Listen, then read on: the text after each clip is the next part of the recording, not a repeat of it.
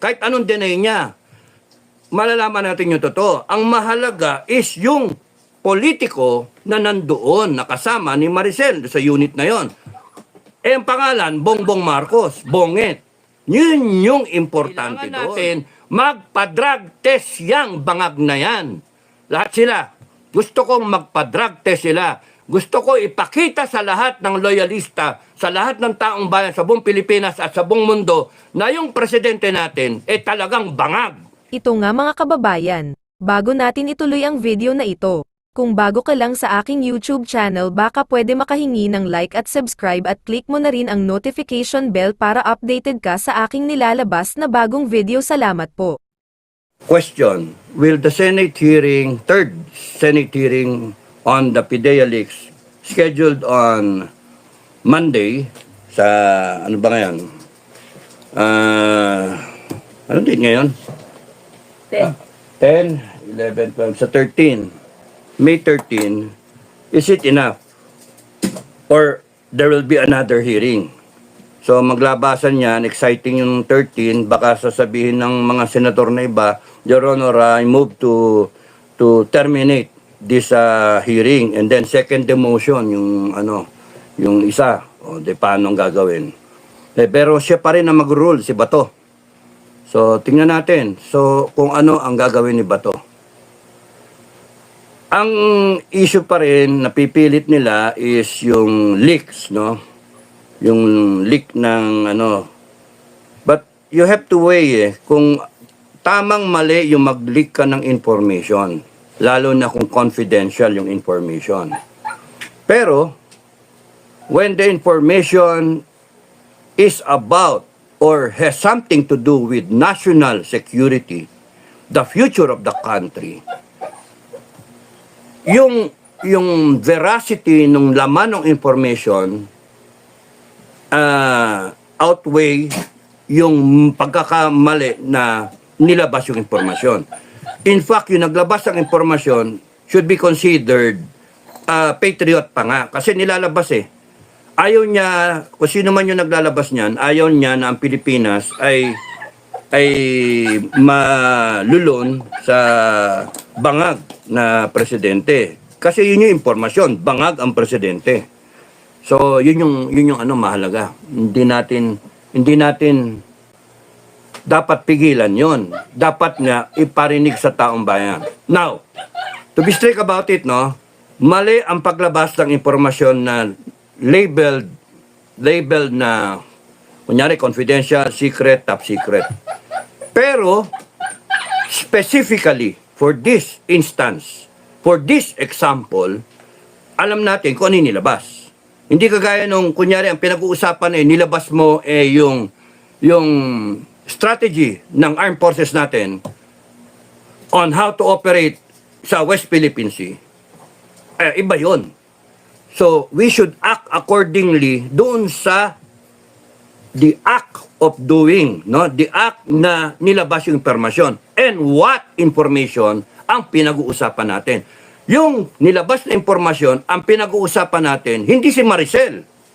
No? She was part of it. Kahit anong deny niya, malalaman natin yung totoo. Ang mahalaga is yung politiko na nandoon, nakasama ni Maricel sa unit na yon. Eh, ang pangalan, Bongbong Marcos, Bonget. Yun yung importante doon.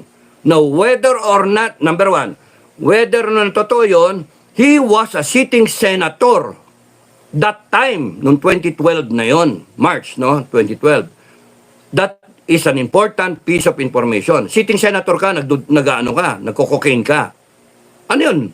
Tama ba mali? Samantalang yung mga Pilipino na maliliit na nahulihan lang na may isang sachet ng shabu, etc., kulong o kaya rehab. Yun naman ang gusto ng ma-operatean, ma-rehab, ng informant ba? Oh. So, ngayon, ang inaano nila, they're trying to get to the informant. Kaya gusto nilang malaman last Senate hearing na ilabas yung pangalan ng informant o informants, may S. So, lalaki ba o babae? Ngayon, nung ayaw sabihin ni JM, sinungaling. Okay, nag-iimbento ka kasi. Walang ano. Ay, nako. Kaya nga, doon ako, balik ko doon sa ini-stress ko. Yung mahalaga doon, number one nga is whether or not totoo siya na ang gumagawa, ang nasa report ay isang sitting senator. That is very important. Gumagawa ka ng batas. Senator ka of the Republic, 15 Congress. Doon nagsimula yung resolution number 10. Kaya pala hindi nakaboto yan ng maayos Kaya pala sumang-ayon siya sa resolution number 10 Tapos ang next question is, ginagawa pa ba niya hanggang ngayon? Kaya kailangan ng drug test. Pangatlo na yung question. Pangalawa is, he is now a sitting president. Totoo ba na siya ay nagdroga ng cocaine noong araw na ngayon presidente na siya? Issue yun. You cannot have a sitting president na may doubt. Kaya yung pangatlo ay ginagawa pa ba niya ngayon? Kaya talagang kailangan magpa-drug test siya. Pagka tinanggal siya sa pwesto, resign siya, o kaya pinilit siyang tanggalin ng taong bayan, nag-withdraw ng support ng Armed Forces, PNP, we don't know what will happen. But how things will unfold, it will come soon. Now, kung mag-unfold yan at nag-withdraw yung Armed Forces, PSG, protect the President. Protect the first family. Huwag niyong hayaan yung taong bayan, lasog-lasogin yan. Hindi, kasi kailangan natin magpa-drug test yang bangag na yan. Lahat sila. Gusto kong magpa-drug test sila. Gusto ko ipakita sa lahat ng loyalista, sa lahat ng taong bayan, sa buong Pilipinas at sa buong mundo, na yung presidente natin, talagang bangag. Yun yung akin. Huwag niyong saktan yung presidente, huwag niyong saktan si Bongbong. Parehab natin. Parehab natin. Siguro sa Sahara. Sa Antarctica. South Pole. No? North Pole, Greenland. Magpa-rehab ka dun. Oh. Anak ng tokwa kayo. Pinahirapan nyo taong bayan talaga. Ngayon, dadaanin nyo kami sa, sa panay mga hinayupak na, tawag doon? Yung ayuda. Dadaanin nyo sa ayuda ang taong bayan. Bibilin nyo yung mga Pilipino. Tanggapin nyo yung ayuda. Mga kababayan, tanggapin nyo. Pero, laman pa rin ang utak nyo, yung nagbibigay sa inyo, bangag. Ay, nako. Huwag kayo magpauto. Huwag kayo magpapauto sa atin. Kaya nga,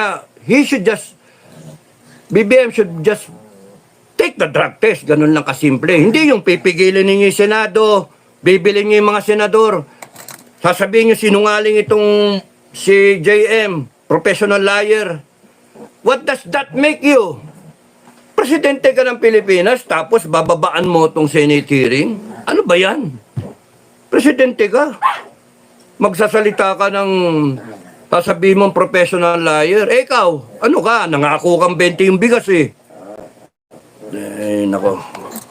Nangako ka, ang dami mong pangako. Nangangako na naman ngayon. At ngayon yung pagtumbas ng nung partido niya na federal at saka niyang lakas.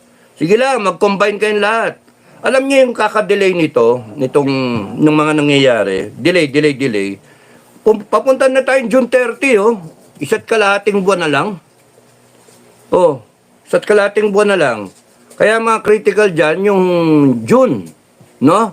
Kikilos siya sila BBM. Kikilos yan.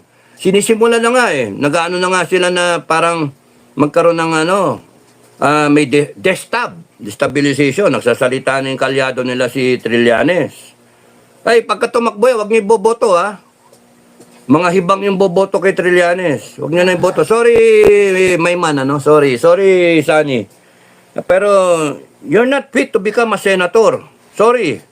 You're not fit to become a senator. You do not know what's right and wrong, delikado maging senator ka. At saka yung mga mag-a-attempt na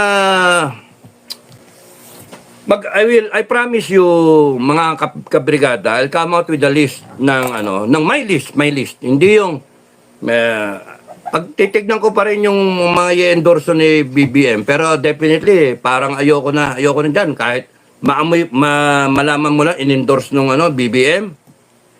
Well, yun pa lang, ikita mo nang, ba't yung nagpapa-endorse sa presidente na bangag? Ba't yung nagpapa-endorse sa lakas sa, CMD, tsaka yung partido? Hindi nyo alam na mali. Di ba? Ano yan? Politika yung nahabol ninyo? Panalo? Kala nyo panalo kayo? Taong bayan pa rin ang maghuhusga. Taong bayan pa rin ang maglalagay. Taong bayan na may kapangyarihan. You do not know na ganun ang kalakaran. Taong bayan ang magde-decide. Kaya nga tanggalin ng taong bayan ang presidente. Kaya. At iyo po, yung bise. Kaya. Kaya ngang